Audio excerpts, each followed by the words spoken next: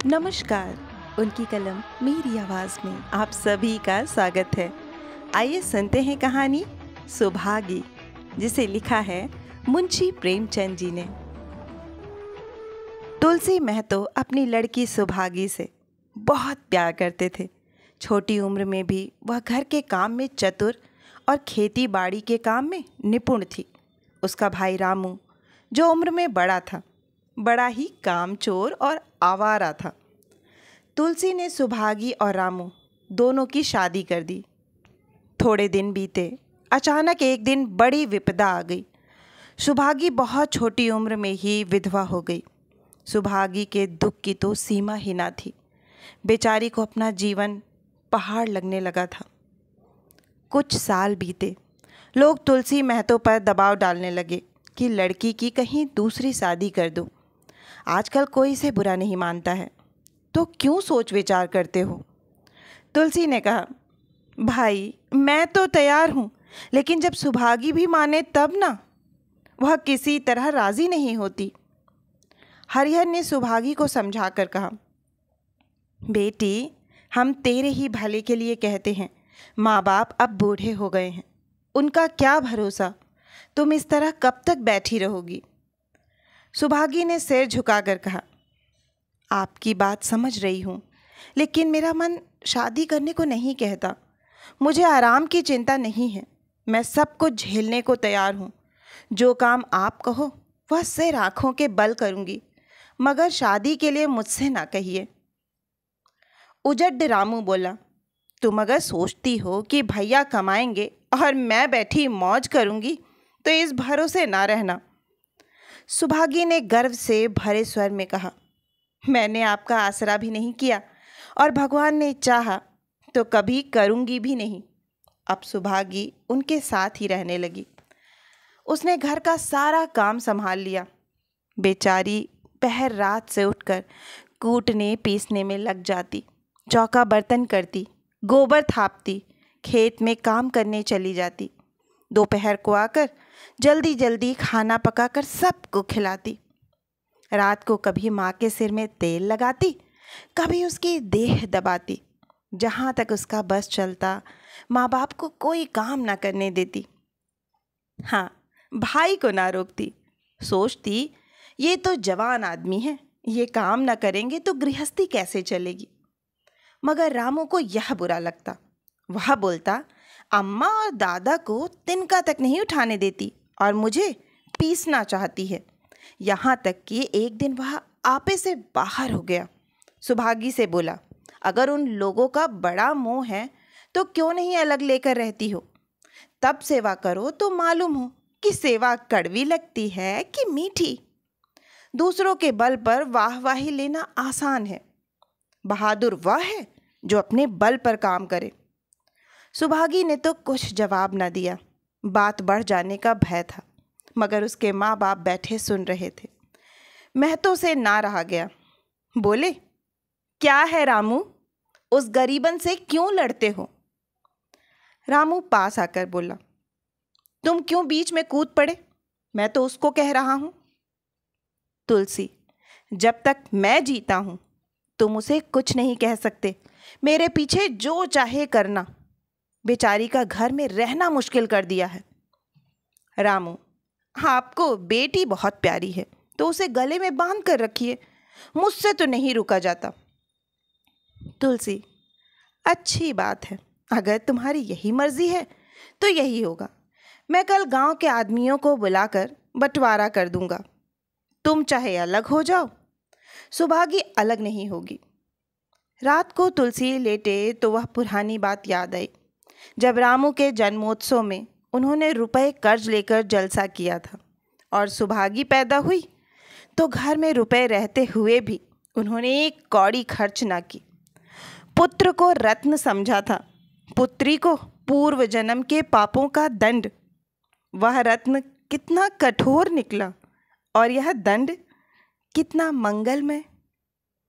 दूसरे दिन महतो ने गांव के आदमियों को इकट्ठा करके कहा, पंचों, अब रामू का और मेरा एक घर में निर्वाह नहीं होता।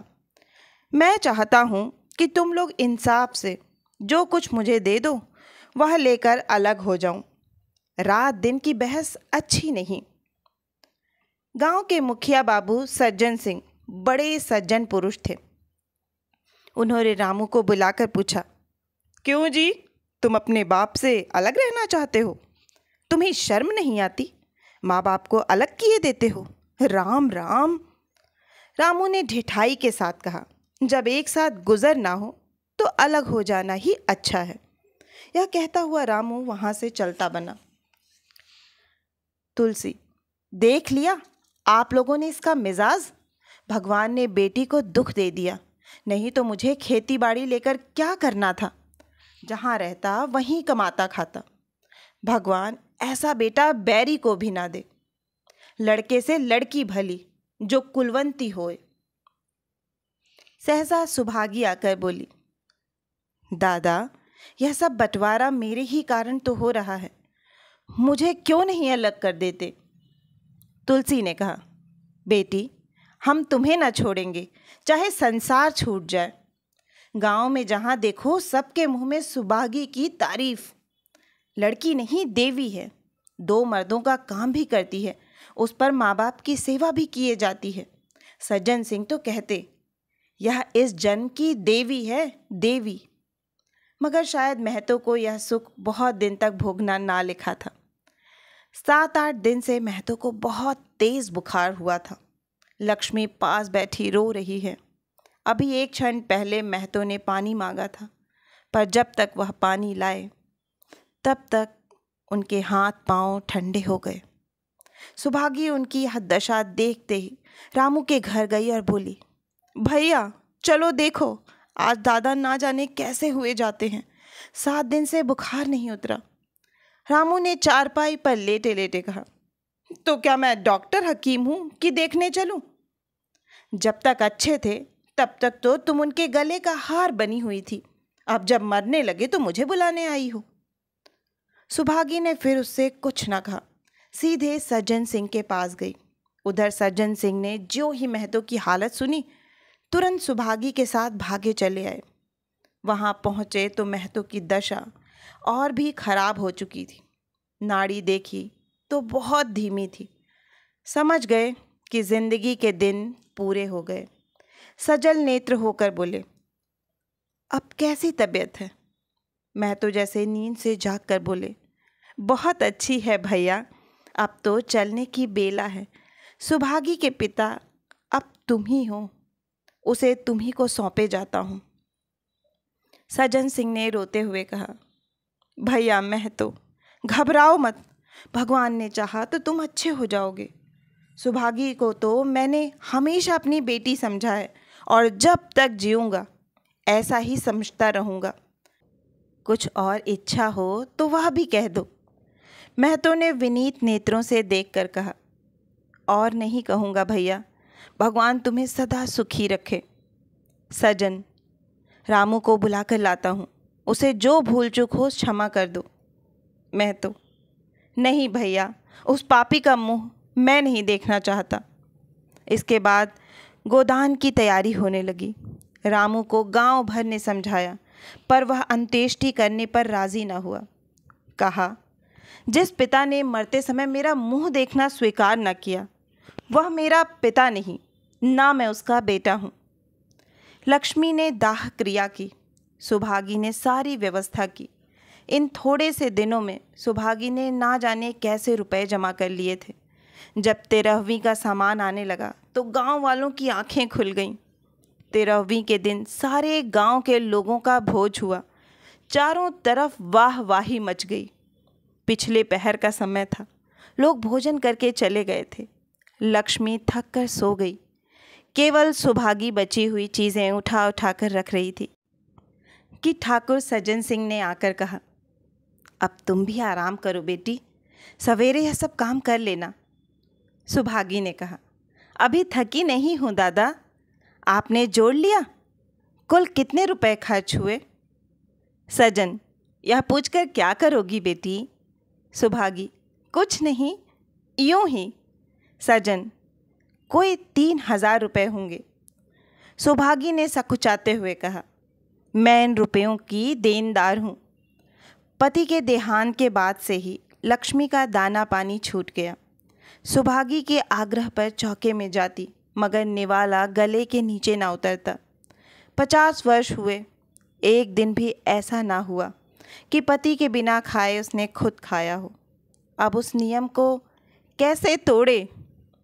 आखिर उसे खांसी आने लगी। दुर्बलता ने जल्द ही खाट पर डाल दिया। सुभागी अब क्या करे? ठाकुर साहब के रुपए चुकाने के लिए दिलो जान से काम करने की ज़रूरत थी। यहाँ माँ बीमार पड़ गई। अगर बाहर जाए तो माँ अकेली रहती है। उसके पास बैठे तो बाहर काम कौन करे? माँ की दशा देखकर सुभागी समझ गई कि इनका अंतिम समय भी आ पहुँचा। महतो को भी तो यही बुखार था। गांव में और किसे फुर्सत थी कि दौड़ धूप करता। सज्जन सिंह दोनों वक्त आते। लक्ष्मी की दशा बिगड़ती जा रही थी, यहाँ तक कि 15वें दिन वह भी संसार से विदा ले गई। सुभागी को उसने आशीर्वाद दिया, तुम्हारी जैसी बेटी पाकर मैं तर गई। मेरा क्रियाकर्म तुम ही करना। मेरी भगवान से यही प्रार्थना है कि अगले जन्म में भी तुम मेरी कोख से ही जन्म लो। माता के देहांत के बाद सुभागी के जीवन का केवल एक लक्ष्य रह गया, सज्जन सिंह के रुपए चुकाना। 3 साल तक सुभागी ने रात को रात और दिन को दिन ना समझा। उसकी कार्यशक्ति और हिम्मत देखकर लोग दांतों तले अंगुली दबाते थे। दिन भर खेतीबाड़ी का काम करने के बाद वह रात को आटा पीसती। 30वें दिन 300 रुपये लेकर वह सज्जन सिंह के पास पहुंच जाती। इसमें कभी नागा ना पड़ता। अब चारों ओर से उसकी सगाई के पैगाम आने लगे। सभी उसको अपने घर की बहू बनाना चाहते थे। जिसके घर सुभागी जाएगी उसके भाग्य फिर जाएंगे। सुभागी यही जवाब देती। अभी वह दिन नहीं आया। जिस दिन सुभागी ने आखिरी किस्त चुकाई उस दिन उसकी खुशी का ठिकाना ना था। आज उसके जीवन का कठोर व्रत पूरा हो गया। वह चलने लगी तो सज्जन सिंह ने कहा, बेटी तुमसे एक प्रार्थना है। कहो कहूँ, मगर वचन दो कि मानोगी। सुभागी ने कृतज्ञ भाव से देखकर कहा, दादा आपकी बात ना मानूंगी तो किसकी बात मानूंगी? सज्जन, मैंने अब तक तुमसे इसलिए कुछ नहीं कहा क्योंकि तुम अपने को मेरा देनदार समझ रही थी। अब रुपए चुका दिए। मेरा तुम्हारे ऊपर कोई एहसान नहीं है। बोलो कहूँ? सुभागी, आपकी जो आज्ञा हो।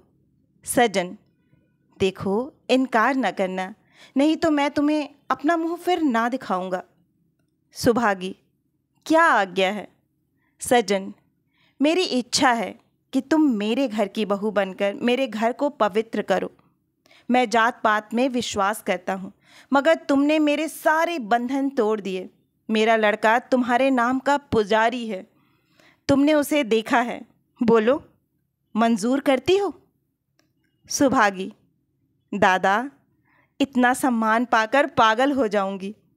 सज्जन, तुम्हारा सम्मान भगवान कर रहे हैं बेटी। तुम साक्षात भगवती का अवतार हो।